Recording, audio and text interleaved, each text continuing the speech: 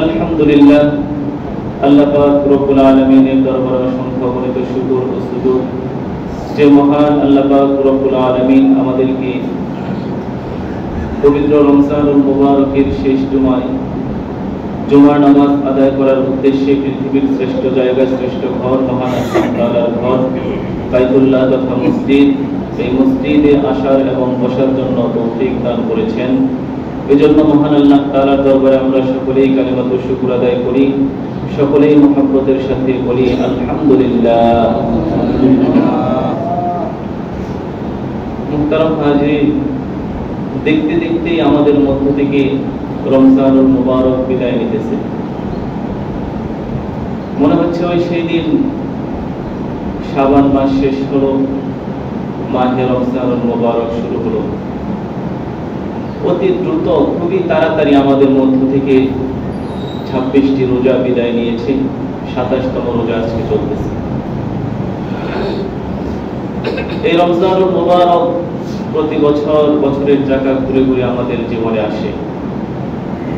কতটুকু কদরদানি করতে পারছি, এই রমজানুল মুবারকের সময়গুলোকে কতটুকু কাজে লাগাইতে পারছি, এটা আমরা নিজেরা নিজেকে যদি জিজ্ঞাসা করি তাহলে উত্তর পেয়ে যাব।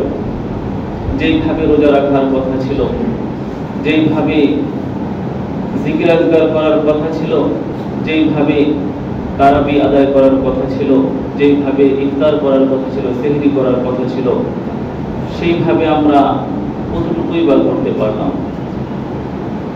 এর মধ্য দিয়ে আমাদের মাঝখান থেকে রমজানুল মুবারক বিদায় নিতেছে। বড় পরিতাপের বিষয় হলো যে এই যে রমজান চলে গেল, এটা আমরা আর কোনোদিন ফিরে পাবো না। হয়তো আল্লাহ তাআলা যদি আমাদেরকে হায়াতে জীবিত রাখে, তাহলে হয়তো 2026 সালে গিয়ে আমরা আবার আরেকটা রমজান মাস পাবো। কিন্তু এই যে 25 সালের যে রমজানুল মুবারক আমাদের হায়াত থেকে বিদায় নিল, জীবনে আর কোনোদিন এটা ফিরে পাওয়া সম্ভব নয়। এটা ফিরে পাওয়া সম্ভব নয়। তো এই জন্য এই রমজানের বাকি আর যে কটা দিন আছে, এই কটা দিন আল্লাহ তাআলার কাছে বেশি বেশি মাফ চাওয়া, ক্ষমা চাওয়া, ক্ষমা প্রার্থনা করা, ইস্তিগফার পাঠ করা, যেন আল্লাহ তাআলা যে রমজান আমাদেরকে দান করেছিল দুইটা উদ্দেশ্য। এক নম্বর উদ্দেশ্যের কথা মহান আল্লাহ পাক রব্বুল আলামিন কোরআনে হাকিমের মধ্যে বর্ণনা করেছে। আরেকটা উদ্দেশ্যের কথা আল্লাহর রাসূল সাল্লাল্লাহু আলাইহি ওয়াসাল্লাম হাদিসে পাকের ভিতরে বর্ণনা করেছে। আল্লাহ পাক রব্বুল আলামিন সূরা বাকারার মধ্যে বলেন যে রমজান কেন আমাদেরকে দান করা হয়েছে, এর জবাবে আল্লাহ তাআলা বলেন লাআল্লাকুম তাত্তাকুন, যে তোমরা যেন মুত্তাকি হয়ে যেতে পারো, তোমরা যেন তোমাদের হৃদয়ের মধ্যে তাকওয়া অবলম্বন করতে পারো, এজন্য তোমাদেরকে রমজান দেওয়া হয়েছিল।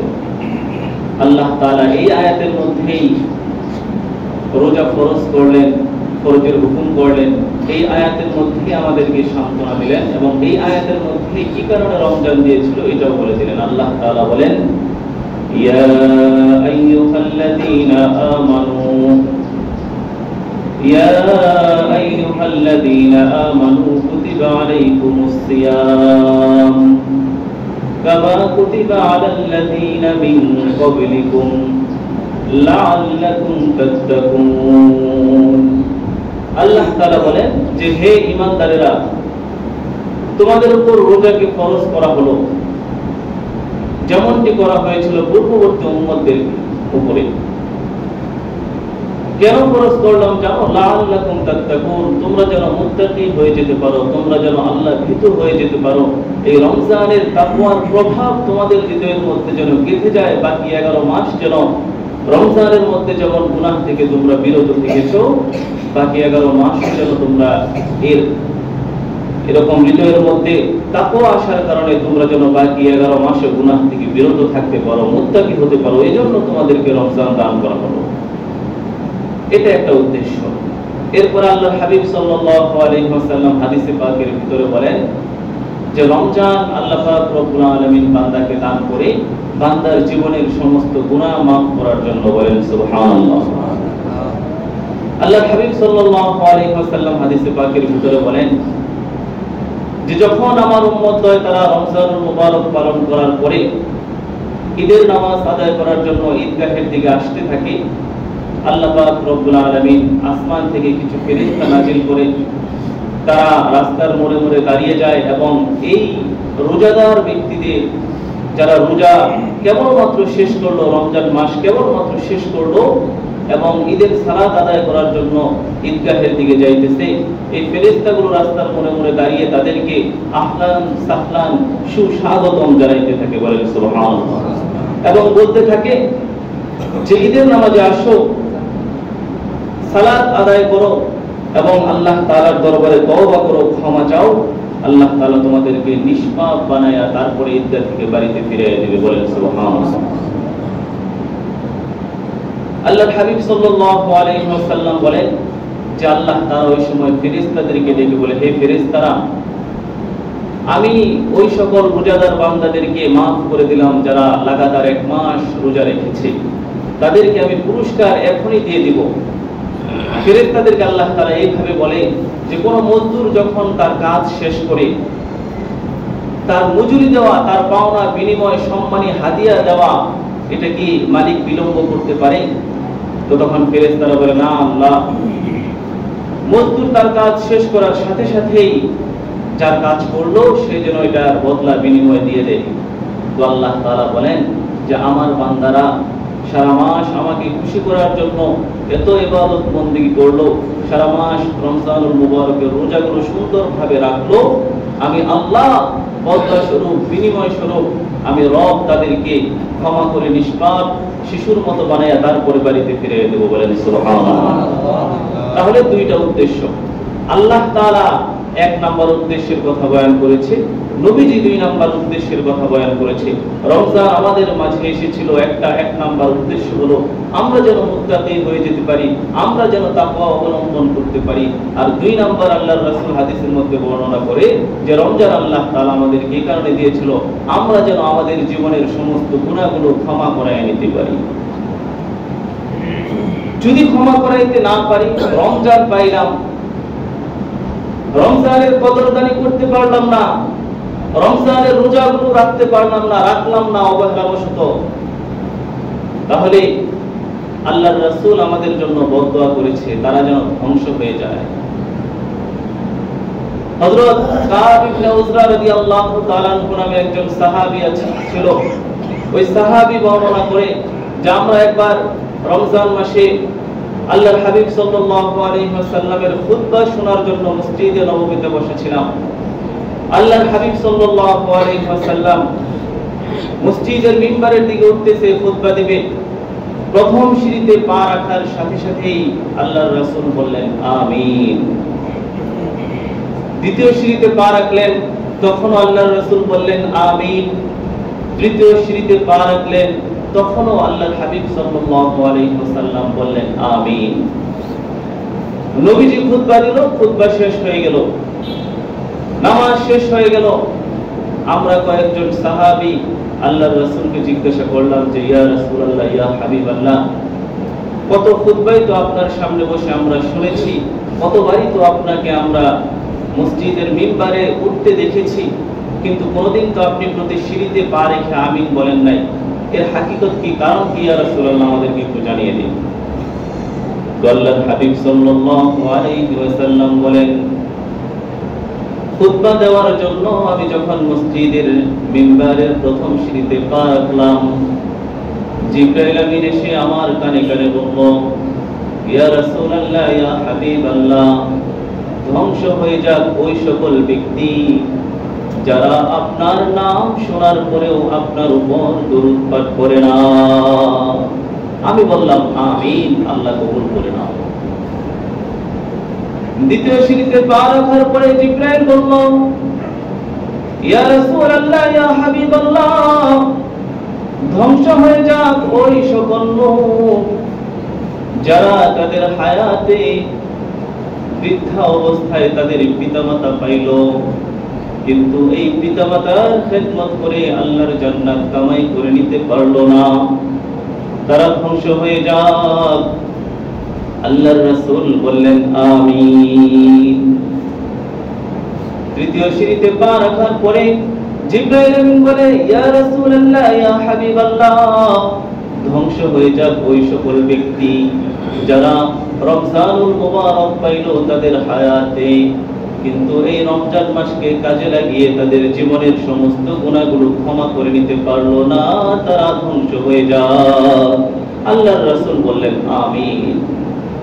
তাহলে তিনটা বদদোয়া করছে হযরত জিবরাইল আলাইহিস সালাতু ওয়াস সালাম, আর আল্লাহর রাসূল কবুল হওয়ার জন্য নিজ জবানে বলেছে আমিন আওয়াজ করে, সাহাবীরা সামনে বসে বসে শুনেছে। বদদোয়া করতেছে ফেরেশতাদের সরদার জিবরাইল, কবুল হওয়ার জন্য আমিন বলতেছে মানুষদের সরদার মুহাম্মদুর রাসূলুল্লাহ। একটু চিন্তা করেন তাহলে কেমন বদদোয়া হতে পারে এটা। বদদোয়া করতেছে জিবরাইল, কবুল হওয়ার জন্য আমিন বলতেছে আল্লাহর নবী। তাহলে কত গুরুত্বপূর্ণ একটা বিষয় হাদিসে পাকের মধ্যে বর্ণনা করা হয়েছে। অন্য riwayate হযরত আয়েশা রাদিয়াল্লাহু তাআলা আনহা বলেন যে নবীজি যখন খুতবা দিত আমি তখন মসজিদে নববীর সামনে দাঁড়িয়ে দেওয়ালের ওপাশ থেকে কান লাগিয়ে শুনতাম যে নবীজি কি বয়ান করে। হযরত আয়েশা রাদিয়াল্লাহু তাআলা আনহা থেকেও এই হাদিস বর্ণিত হয়েছে। তাহলে আল্লাহর হাবিব সাল্লাল্লাহু আলাইহি ওয়াসাল্লাম আমিন বলতেছে দোয়া কবুল হওয়ার জন্য, কবুল হোক আমিন আমিন বলতেছে, তিনবার তিন বদদোয়ার জন্য আমিন বলল। এখানে জিবরাইল আমিন একটা বদদোয়া করলো, ওই সকল লোকরা ধ্বংস হয়ে যাক যারা রমজান পাইল কিন্তু তাদের গুনাহ খাতাগুলো ক্ষমা করিয়ে নিতে পারলো না, তারা ধ্বংস হয়ে যাক। নবীজি বললেন আমিন। কারণ হলো রমজানুল মুবারকে আল্লাহ পাক রব্বুল আলামিন অনেক মানুষদেরকে ক্ষমা করতে থাকেন। হাদিসে পাকের ভিতরে নবীজির সংখ্যা উল্লেখ করেছে, সংখ্যা। আল্লাহর হাবিব সাল্লাল্লাহু আলাইহি ওয়াসাল্লাম বলেন যে আল্লাহ তাআলা প্রতি রমজানের প্রতি রোজার ইফতারের সময় অনেক মানুষকে ক্ষমা করে। বলে কতজন? 1000 হয় না, 2000 না, 10,000 না, 1 লক্ষ বলে তাও না। আল্লাহর নবী বলেন প্রতি রমজানের প্রতি রোজার ইফতারের সময় আল্লাহ তাআলা 10 লক্ষ জাহান্নামীকে ক্ষমা করে দেয়। এমন কিছু ব্যক্তি দুনিয়ার জমিনে ঘোরাফেরা করে অন্যায় অবিচার অনাচার করার কারণে, আল্লাহ তাআলার নাফরমানি করার কারণে, যদিও তার হায়াত বাকি আছে কিন্তু তার নামটা জাহান্নামীদের লিস্টে আল্লাহ তাআলা তুলে দেয়। তো রমজানুল মুবারকে যখন রোজা রাখে এই রকম 10 লক্ষ জাহান্নামীকে আল্লাহ তাআলা প্রতি রোজার ইফতারের সময় ক্ষমা করে দেয়। বলেন সুবহানাল্লাহ। নবীজি হাদিসে পাকের ভিতরে বলেছে। কিতাবের ব্যাখ্যার মধ্যে লিখছে, হাদিসের ব্যাখ্যার মধ্যে লিখছে কিতাবে যে একদিন যদি 10 লক্ষ মানুষকে ক্ষমা করে দেয়, 2 দিনে 20 লক্ষ, 3 দিনে 30 লক্ষ, 4 দিনে 40 লক্ষ, 5 দিনে 50 লক্ষ, 10 দিনে 1 কোটি মানুষকে আল্লাহ ক্ষমা করে, 20 দিনে 2 কোটি মানুষকে আল্লাহ ক্ষমা করে, আর বাকি 9 দিন আরো 90 লক্ষ মানুষকে আল্লাহ তাআলা ক্ষমা করে। তাহলে 29 দিনে আল্লাহ পাক রব্বুল আলামিন 2 কোটি 9 লক্ষ মানুষকে, 90 লক্ষ মানুষকে আল্লাহ তাআলা ক্ষমা করে। এরপরে হাদিসে পাকের ভিতরে আল্লাহর রাসূল বলেন রমজানুল মুবারকের শেষ রাত্রিতে আল্লাহ পাক রব্বুল আলামিন রমজানের শুরু থেকে 29তম দিন পর্যন্ত যত মানুষকে আল্লাহ তাআলা ক্ষমা করেছিল, রমজানুল মুবারকের একদম শেষ রজনীতে তত সমপরিমাণ মানুষকে আল্লাহ তাআলা আবার ক্ষমা করে। তাহলে 1 থেকে 29 দিন পর্যন্ত 2 কোটি 90 লক্ষ মানুষকে আল্লাহ ক্ষমা করে, বাকি এক দিনে আরো 2 কোটি 90 লক্ষ মানুষকে আল্লাহ তাআলা ক্ষমা করে। মোট 5 কোটি 80 লক্ষ মানুষকে আল্লাহ তাআলা এই রমজানুল মুবারকের খাতিরে ক্ষমা করে দেয়। বলেন সুবহানাল্লাহ। এত বিশাল সংখ্যক জাহান্নামীকে আল্লাহ তাআলা ক্ষমা করে দেয়, কিন্তু আমি আর আপনি যদি এই রমজান পাওয়ার পরে এত বিশাল সংখ্যক জামাতের মধ্যে যদি আমার আপনার নামটা না উঠাইতে পারি, আমি আপনি যদি আমাদের গুনাহগুলোকে যদি ক্ষমা না করাইয়া নিতে পারি, তাহলে আল্লাহর রাসূল আমাদের জন্য বদদুয়ার উপরে আমিন বলেছে, জিবরাইল আমাদের জন্য বদদুয়া করেছে, ওই বান্দাগুলো তারা ধ্বংস হয়ে যায়, ওই বান্দাগুলো তারা ধ্বংস হয়ে যায়। রমজান পাইলো কিন্তু নিজের গুনাহ খাতাগুলোকে তারা মাফ করায় নিতে পারলো না, তারা ধ্বংস হয়ে যায়। শ্রেষ্ঠ ফেরেশতাদের সরদার, শ্রেষ্ঠ ফেরেশতা জিবরাইল আমিন এই বদদুয়া করে, আর মানুষদের মধ্যে শ্রেষ্ঠ নবী, শ্রেষ্ঠ মাখলুক আল্লাহর হাবিব সাল্লাল্লাহু আলাইহি ওয়াসাল্লাম এই কথার উপরে জোর দেওয়ার জন্য, কবুল হওয়ার জন্য আমিন বলে। কথাটা অত্যন্ত গুরুত্বপূর্ণ। 2 নম্বর বদদুয়া করেছিল, ইয়া রাসূলুল্লাহ, আপনার উপর যে সকল বান্দারা দরুদ পড়ে না, আপনার নাম শোনার পরেও দরুদ পাঠ করে না, তারা ধ্বংস হয়ে যায়। নবীজি বলেছেন আমিন। এজন্য আমরা যখন আল্লাহর রাসূলের নাম আমাদের জবানে নিব বা শুনবো, তখন আমরা বলবো সাল্লাল্লাহু আলাইহি ওয়াসাল্লাম। এটা একটা ছোট্ট দরুদ। এই দরুদটা যখন আল্লাহর কোন বান্দা একবার পাঠ করে, আল্লাহ পাক রব্বুল আলামিন খুশি হয়ে ওই বান্দার উপরে 10টা রহমত নাযিল করে, বলেন সুবহানাল্লাহ। শ্রেষ্ঠ দরুদ হচ্ছে দরুদ ইব্রাহিম, যে দরুদের মধ্যে ইব্রাহিম নবীর জন্য দোয়া করা হয়, যে দরুদের মধ্যে মুহাম্মদুর রাসূলুল্লাহর জন্য দোয়া করা হয়, এই দরুদটা শ্রেষ্ঠ। এজন্য মুসলমানের শ্রেষ্ঠ ইবাদত নামাজের ভিতরে এই দরুদটাকে ঢুকিয়ে দেওয়া হয়েছে। নামাজ হচ্ছে মুসলমানের সবচেয়ে শ্রেষ্ঠ ইবাদত, আর এই শ্রেষ্ঠ ইবাদতে যে দরুদটা ঢুকিয়ে দেওয়া হয়েছে, সেই দরুদই শ্রেষ্ঠ হওয়ার প্রমাণ রাখে, সেই দরুদটাই শ্রেষ্ঠ হওয়া স্বাভাবিক। এজন্য দরুদে ইব্রাহিম এটা অত্যন্ত গুরুত্বপূর্ণ একটা দরুদ।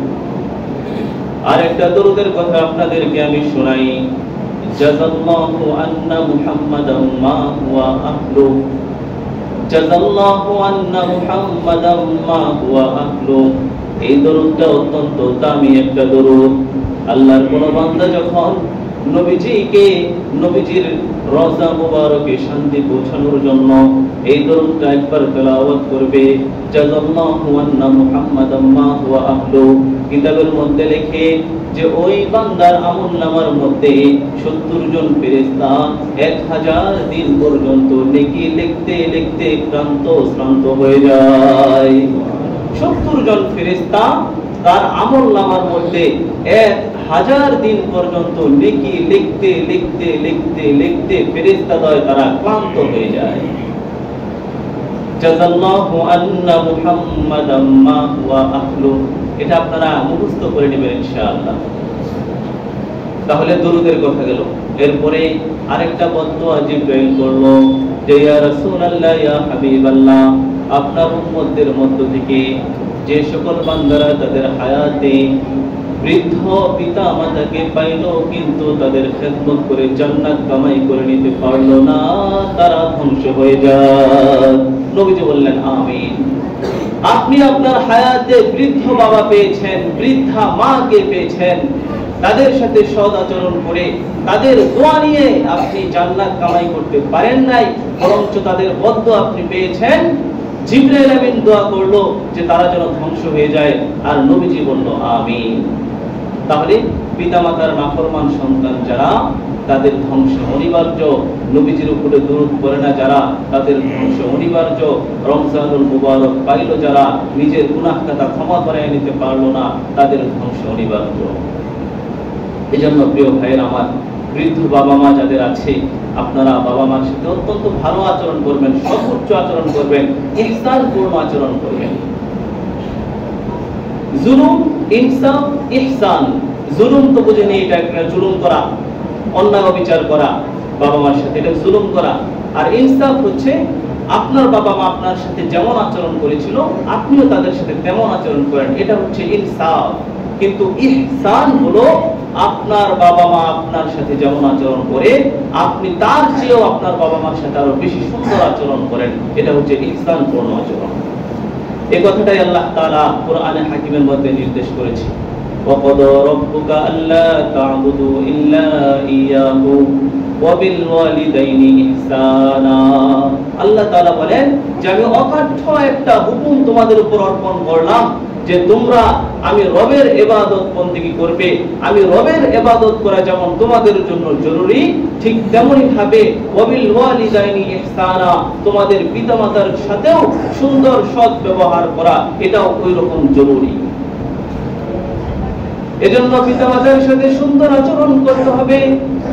কিন্তু দুঃখের বিষয় হলো আপনি যদি বৃদ্ধাশ্রমগুলোতে যান, সেখানে গিয়ে দেখবেন যে বেশি বেশি শিক্ষিত মানুষ, যারা ভিভিআইপি মানুষ, যাদের টাকা পয়সার কোনো অভাব নাই, তাদের পিতামাতা গুলো বৃদ্ধ অবস্থায় ওই যে গাজীপুরের বিভিন্ন বৃদ্ধাশ্রমগুলোতে তারা বসতেছে, বৃদ্ধাশ্রমগুলোতে তারা পড়ে আছে, সন্তানরা কোনো খোঁজ খবর নেয় না।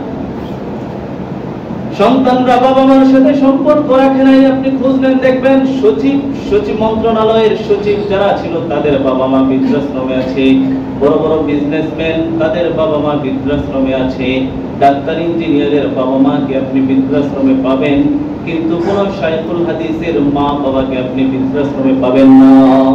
কোন মসজিদের খতিবের বাবা মাকে আপনি বৃদ্ধাশ্রমে পাবেন না।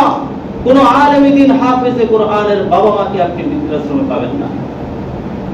যদিও তারা 5,000 টাকা মাসে ইনকাম করে, যদিও তারা 10,000, 15,000, সর্বোচ্চ 20,000 টাকা মাসিক ইনকাম, কিন্তু এই টাকার মধ্যেই তারা তাদের বিবি, সন্তান এবং বাবা মা নিয়ে তারা সুখে শান্তিতে বসবাস করে। আর যারা লক্ষ কোটি টাকা ইনকাম করে, তাদের বাবা মার খোঁজ খবর নেওয়ার তারা টাইম পায় না। একবার পত্রিকার মধ্যে রিপোর্ট আসছিল, আমি আপনাদেরকে মুস্তিফে শুনাইছি একবার। রিপোর্ট আসছে যে এক ব্যক্তি উত্তরায় তার বিল্ডিং আছে, ধানমন্ডি, বনানী, গুলশানে তার অভিজাত এলাকাগুলোতে তার বড় বড় বিল্ডিং আছে। সে একজন বড় বিজনেসম্যান, বিদেশ থেকে কুকুর নিয়ে আসতে পালার জন্য একটা কুকুরের জন্য পুরো একটা ফ্লোর ছেড়ে দিছে, যে বিভিন্ন রুমে এই কুকুরটা দৌড়াদৌড়ি করবে। একটা কুকুরের জন্য 2-3 লাখ টাকা মাসিক বাজেট তার। কিন্তু খোঁজ নিয়ে দেখা গেল যে তার বৃদ্ধা মা এই যে গাজীপুরের গোতাপাড়া বৃদ্ধাশ্রমে আছে। তার বাড়িতে কুকুরের জায়গা হয় কিন্তু মার জায়গা হয় না। তার বাড়িতে কুকুরের জায়গা হয় কিন্তু বাবার জায়গা হয় না। এই বৃদ্ধাশ্রমগুলোতে যারা আছে খোঁজ নিয়ে দেখেন তাদের সন্তান বড় শিক্ষিত, জাগতিক শিক্ষায় শিক্ষিত, অসংখ্য বই তারা পড়েছে, অসংখ্য থিওরি তারা নিজের জেহেনের মধ্যে সেট করেছে, ব্রেনের মধ্যে অনেক তথ্য উপাত্ত তারা সেট করেছে, শিখেছে, নিজের মেধাকে খাটিয়ে তারা কোটিপতি হয়েছে। কিন্তু নবীর ওই হাদিস হয়তো বা তারা পড়ে নাই বা অনুধাবন করে নাই। নবীজি বলেছেন, রিদার রাব্বি ফি রিজাল ওয়ালিদাইন ওয়া সাফাতুর রাব্বি ফি সাফাতিল ওয়ালিদাইন। নবীজি বলেছেন, তোমার বাবা, তোমার মা, তাদেরকে যদি তুমি সন্তুষ্ট রাখতে পারো তাহলে আল্লাহ তোমার উপর সন্তুষ্ট। আর যদি তোমার পিতামাতা তোমার উপরে অসন্তুষ্ট থাকে তাইলে মনে রাখবে আল্লাহ তাআলাও তোমার উপর বড় অসন্তুষ্ট, আল্লাহ তোমার উপর বড় রাগান্বিত। এজন্য পিতামাতার কদরদানি করা, আলেম ওলামারা পিতামাতাকে সবচেয়ে বেশি কদরদানি করে। দুঃখের বিষয় হলো অনেক মানুষজন, 2-1 আলেমের কিছু ভুলের কারণে পুরা এই আলেম সমাজকে অনেক মানুষ ঘৃণা করে। এটা আরেকটা দুঃখের বিষয়। ইশফাউ ইয়াউমাল কিয়ামাতি আল আমবিয়া ওয়াল উলামা সুম্মা শুহাদা। আল্লাহর রাসূল বলেন, কিয়ামতের ময়দানে শাফাআত করার সুযোগ হবে কয়েক শ্রেণীর মানুষ। তার মধ্যে ইন্নাল উলামা, যারা আলেম ওলামা আছে, হক্কানি আলেম যারা আছে, তারা মানুষদেরকে সুপারিশ করে জান্নাতে নিয়ে যাবে। নবীরা মানুষদেরকে সুপারিশ করে জান্নাতে নিয়ে যাবে। এবং শহীদ যারা ইসলামের জন্য যারা জীবন দিয়েছে, তারা কাল কিয়ামতের ময়দানে মানুষদেরকে সুপারিশ করে শাফাআত করে জান্নাতে প্রবেশ করাবে। বলেন সুবহানাল্লাহ। এজন্য প্রিয় ভাইয়েরা আমার, হক্কানি আলেম ওলামাদের সাথে আপনারা সুসম্পর্ক রাখবেন। আপনারা সুসম্পর্ক রাখবেন। 2-1 আলেমের জন্য, 2-1 আলেমের দোষের কারণে পুরো আলেম সমাজকে আপনি দোষী ভাববেন না, সমস্ত আলেমকে আপনি দোষী ভাববেন না। এমনও আলেম এই বাংলার জমিনে আছে যার তাহাজ্জুদ কাজা হয় না, এমন আলেম বাংলার জমিনে আছে, সে যদি কোনো দোয়া করে মোনাজাত করে আল্লাহ তাআলা তাদের দোয়া কবুল করে নেন। তাদেরকে ঘৃণা করার প্রশ্নই আসে না, বরং তাদের সাথে সুসম্পর্ক রাখার জন্য আল্লাহর রাসূল আমাদেরকে নির্দেশ করেছে। আল্লাহর হাবিব সাল্লাল্লাহু আলাইহি ওয়াসাল্লাম হাদিসে পাকের ভিতরে বলেন যে তোমরা কোরআনের ইলম অর্জন করো, কোরআনের হাফেজ হওয়ার চেষ্টা করো। যদি নিজে না পারো তাহলে সন্তানদেরকে কোরআনের আলেম বানাও। যদি সন্তানদেরকেও বানাইতে না পারো তাহলে তোমাদের আত্মীয় স্বজনদের ভিতর থেকে কাউকে আলেম বানাও। তাও যদি না পারো তাহলে অন্তত আলেমের সাথে সুন্দর সম্পর্ক বজায় রাখো। সাবধান, কোন আলেমের সাথে তোমরা আদাওয়াতি দুশমনি রাখবা না। কোন আলেমের সাথে আদাওয়াতি রাখবা না, দুশমনি রাখবা না। এজন্য প্রিয় ভাইয়েরা আমার, আল্লাহর হাবিব সাল্লাল্লাহু আলাইহি ওয়াসাল্লামের এই জবরদস্ত হাদিস, আলেম ওলামাদের সাথে সুসম্পর্ক রাখা, নিজের বংশ থেকে একটা আলেম বানানোর চেষ্টা করা। কারণ আপনি তো মরে কবরে চলে যাবেন, এমন যে একটা সন্তান বা যে একটা নাতি নাতকুর বংশ থেকে এমন একজন রেখে যাওয়া দরকার যে তার 14 গোষ্ঠীর জন্য দোয়া করবে, মোনাজাত করবে, সওয়াব রেসানি করবে। কারণ মানুষ মৃত্যুবরণ করার সাথে সাথেই তার আমলনামার দরজা বন্ধ হয়ে যায়। তবে 3 আমল ব্যতীত, 1 নাম্বার হচ্ছে সদকায়ে জারিয়া করা, 2 নাম্বার হচ্ছে এমন কিছু ইলম এই জমিনে রেখে গিয়েছিল যে ইলমের দ্বারা গবেষণা করে এমন কিছু সৃষ্টি করা হয়েছে যার দ্বারা মানুষ উপকৃত হইতেছে। এইরকম কিছু ইলম রেখে গেলে মৃত্যুর পরেও শুয়ে শুয়ে কবরে তার সওয়াব পাইতে থাকবে। আর 3 নাম্বার আল্লাহর রাসূল বলেন আওয়ালাদিন সালিহিন ইয়াদউলা, এমন একটা 2টা সন্তান বা একাধিক সন্তান বা বংশের এমন কাউকে রেখে গেল যে সন্তান তার দাদার জন্য, তার নানার জন্য, তার বাবার জন্য, তার চাচা মামার জন্য দোয়া করতে পারে। ইয়াদউলা, যখন দোয়া করবে এর হিস্সা, এর বদলা আল্লাহ পাক রব্বুল আলামিন মৃত্যুর পরেও এই বান্দার আমলনামার মধ্যে বিকাশ করে ঢুকাইতে থাকবে। বলেন সুবহানাল্লাহ। এজন্য আলেমদের সাথে সুসম্পর্ক রাখবেন। অনেকে আলেমদের সাথে সুসম্পর্ক রাখে, খুব ভালো লাগে বিষয়টা। কারণ এটা তো আপনার মানুষ দুনিয়ার নেতাদেরকে মহব্বত করে, সম্মান করে যে কোনো কিছু হয়তো বা পাওয়া যাবে দুনিয়াবি লাইনে, কিন্তু আলেমদের সাথে যারা সুসম্পর্ক রাখে এটা পুরোপুরি আখিরাতের জন্য। কারণ আলেম আপনাকে টাকা পয়সা দিয়ে কখনো হেল্প করতে পারবে না, আলেম ক্ষমতার বলে আপনাকে কখনো কোনো অপরাধ থেকে বাঁচাইতেও পারবে না। তারপরেও যে আপনারা আলেমদের সাথে সুসম্পর্ক রাখেন, এতেই প্রমাণ হয় যে এটা আল্লাহর জন্যই আপনারা, কোরআনের জন্যই আপনারা সুসম্পর্ক রাখেন।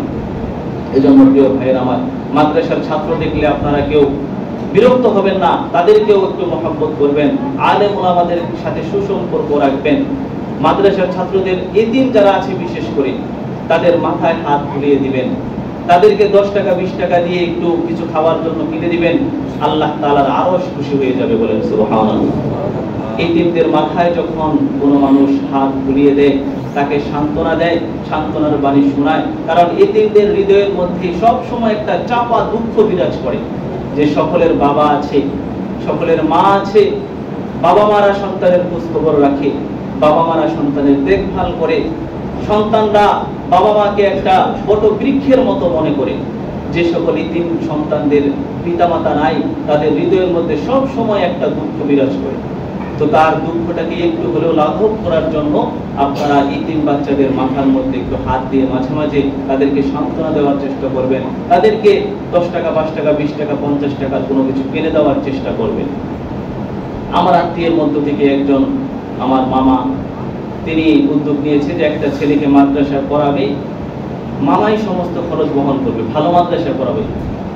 তো আপনাদের যদি আত্মীয় স্বজনদের মধ্যে এরকম কেউ থাকে যে ছোট বাচ্চা, এতিম বা কত দরিদ্র, টাকা পয়সার কারণে পড়াশোনা করতে পারতেছে না, এরকম যদি কেউ থাকে, ওই বাচ্চাটা আমার সাথে যোগাযোগ করে দিবেন, আমি ইনশাআল্লাহ একটা বাচ্চার ব্যবস্থা করে দেব আমার মামার মাধ্যমে। তো এই বিষয়টা আপনারা একটু খেয়াল রাখবেন। মাদ্রাসার ছাত্রদের সাথে সুন্দর আচরণ করবেন, আলেম ওলামাদের সাথে সুন্দর আচরণ করবেন। সর্বোপরি ওই হাদিসে আবার ফিরে যাইতে হয়, তাহলে সর্বোপরি আমরা ভালো ব্যবহার করব। ওই কথা আসছিল কোথায় থেকে, যে আলেমরা বাবা মার সাথে সুন্দর আচরণ করে। কারণ আলেমদের তো এই হাদিস জানা আছে যে মায়ের পায়ের নিচে সন্তানের বেহেশত, এই হাদিস তো আলেমদের জানা আছে। এই হাদিস অনুধাবন করতে পারছে, এজন্য তারা বাবা মার সাথে অন্যায় অসৎ আচরণ করতে পারে না। বাবা মাকে বৃদ্ধ অবস্থায়ও তারা বাবা মার সাথে সর্বোচ্চ সম্মানসূচক কথা বলে, সম্মান করে। তো এই জন্য আলেমদেরকে আমরা সম্মান করব। ওই হাদিসের মধ্যে যে 3টা বদদোয়া জিবরাইল আমিন করলো আর আল্লাহর রাসূল আমিন বললেন কবুল হওয়ার জন্য, ওই হাদিসের আমি বলার মূল উদ্দেশ্য হচ্ছে যে ওইটার মধ্যে একটা পয়েন্ট ছিল যে ওই সকল মানুষ তারা ধ্বংস হয়ে যাক যারা রমজান পেল কিন্তু নিজের গুনাহ খাতাগুলোকে ক্ষমা করে নিতে পারলো না। জিবরাইল আমিন এই বদদোয়া করলো, নবীজি বললেন আমিন। তো এই জন্য প্রিয় ভাইয়ের আমার, এই যে রমজানুল মুবারক আমাদের মধ্যে থেকে বিদায় নিয়ে যাইতেছে, আর মাত্র 2টা অথবা 3টা রোজা বাকি আছে। তো এই রোজাগুলো আল্লাহ পাক রব্বুল আলামিন আমাদের সকলকে সঠিকভাবে আদায় করার তৌফিক দান করুন, আমরা সকলে বলি আমিন। 2টা উদ্দেশ্য নিয়ে এই রমজান আমাদের মাঝে এসেছিল। 1 নাম্বার হচ্ছে আমরা যেন তাকওয়া অর্জন করতে পারি, 2 নাম্বার আমরা যেন আমাদের জীবনের গুনাহ খাতাগুলোকে ক্ষমা করে নিতে পারি। এই 2টা উদ্দেশ্যে এই রমজান আমাদের মাঝে এসেছিল। যদি গুনাহ ক্ষমা করে না নিতে পারি তাহলে নবীজি বলেছে তারা ধ্বংস হয়ে যায়, জিবরাইল আমিন বলেছে তারা ধ্বংস হয়ে যাক, নবীজি বলেছে আমিন। এজন্য প্রিয় ভাইয়ের আমার, বাকি যে কয়দিন আছে আমরা আল্লাহ তাআলার দরবারে বেশি বেশি করে মুনাজাত করব, বেশি বেশি করে ক্ষমা প্রার্থনা করব, বেশি বেশি ইস্তিগফার পাঠ করব। আল্লাহ তাআলা যেন আমাদের জীবনের গুনাহগুলো এই রমজানের উসিলায় ক্ষমা করে দেয়, আমরা সকলে বলি আমিন। সর্বোপরি আল্লাহ পাক রব্বুল আলামিন আমাদেরকে যেন হায়াত দারাজ করে আমরা যেন আবার আগামী রমজান পর্যন্ত পৌঁছাইতে পারি, সেই পরিমাণ হায়াত যেন মহান আল্লাহ তাআলা আমাদের সকলকে দান করে। এবং আল্লাহ পাক রব্বুল আলামিন রমজানুল মুবারকের মধ্যে যে ভুল ত্রুটিগুলো আমাদের হয়ে গিয়েছে সেই ভুল ত্রুটিগুলো যেন আল্লাহ পাক রব্বুল আলামিন আমাদেরকে ক্ষমা করে দেয়। আর আপনি তখনই মনে মনে এটা ভাবতে পারবেন যে আল্লাহ তাআলা আমাকে ক্ষমা করেছে যখন দেখবেন যে রমজানের মধ্যে আপনি যেরকম ইবাদত বন্দেগী করে মজা পেয়েছেন, রমজানের পরেও আপনি যখন ইবাদত বন্দেগী করে এরকম মজা পাবেন, রমজানের পরেও আপনি যখন গুনাহের কাজ থেকে নিজেকে বিরত রাখতে পারবেন, তখন আপনি মনে মনে এই অনুভূতিটা তখন আপনার জাগ্রত হতে পারে যে আল্লাহ তাআলা হয়তোবা এই রমজানের খাতিরে আমাকে গুনাহ থেকে ক্ষমা করে দিয়েছে, আমাকে মাসুম বানিয়ে দিয়েছে। এজন্যই আল্লাহ তাআলা রমজানের ভিতরে যেইভাবে আমাকে ইবাদত বন্দেগী করার তৌফিক দিয়েছিল, ঠিক তেমনি ভাবে রমজানের পরেও ইবাদত বন্দেগী করার তৌফিক দিতেছে। যখন আপনি ইবাদত বন্দেগী করতে পারবেন এরকম, তখন আপনি ভাবতে পারেন যে আল্লাহ তাআলা হয়তোবা আমাকে ক্ষমা করে দিয়েছে। নচেত যদি রমজানও শেষ, আমাদের আমলও শেষ, রমজানের মধ্যে যতটুকু সংযমী ছিলাম রমজানের পরে আবার গুনাহের মধ্যে লিপ্ত হয়ে গেলাম, তাহলে মনে রাখবেন যে এই রমজান আমার আপনার গুনাহকে ক্ষমা করাইতে পারে নাই। আমি আপনি এই রমজানের সুযোগকে কাজে লাগিয়ে গুনাহগুলো ক্ষমা করাই নিতে পারি নাই। এজন্য প্রিয় ভাইয়ের আমার, রমজানের মধ্যে যে এরকম আমলের মধ্যে আমরা ছিলাম, রমজানের পরেও আমরা এরকম আমলের মধ্যে থাকার চেষ্টা করবো ইনশাআল্লাহ। আল্লাহ পাক রব্বুল আলামিন সকলকে তৌফিক দান করুন, আমরা সকলে বলি আমিন।